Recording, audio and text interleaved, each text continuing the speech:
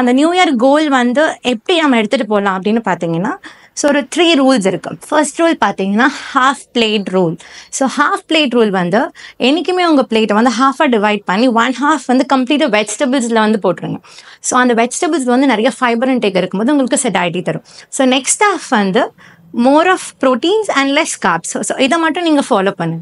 So secondly வந்து அந்த plates வந்து ஒரு ஸ்மாலர் பிளேட்ஸாக இருக்கணும். அண்ட் தேர்ட் ஒன் வந்து 20 மினிட்ஸ் ரூல்.